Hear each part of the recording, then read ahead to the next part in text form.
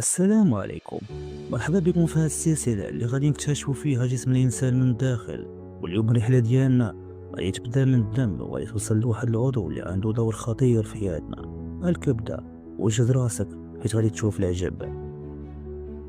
الكبدة هي أكبر عضو داخلي في جسم الإنسان، وكتقوم بأكثر من 50 وظيفة. كتخزن الطاقة، كتصفي السموم، وكتعاون الجسم يهضم الماكلة. بلا بيها ميمكنش نعيشو حتى نهار واحد.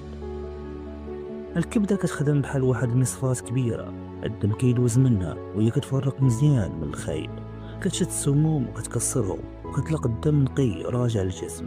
هي البوليس ديال الدم. من غير تنقية الكبدة كتخزن الطاقة على شكل جليكوجين. اللي كتجوع ولا كتحتاج الطاقة، الكبدة كتحل المخزن وكتلق الطاقة باش تبقى واقف على رجليك. الكبدة كتخرج واحد السائل سميتو العصارة الصفراوية. هاد السائل مهم باش نهضمو الدهون. بلا هاد العصارة كتكسو بسبع خضار غادي يولي كارثة في المعدة.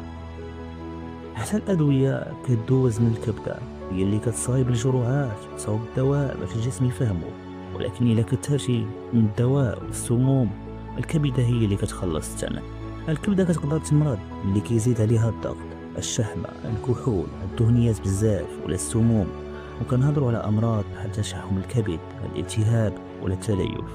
الوقاية هنا أهم من العلاج. باش تبقى الكبدة قوية، خفف السكر والدهون، شرب الماء، دير الرياضة، نقص من المقليات.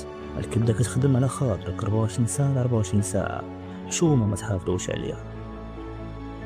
كانت هذه هي الرحلة داخل الكبدة، موضوع خطير ومهم بزاف.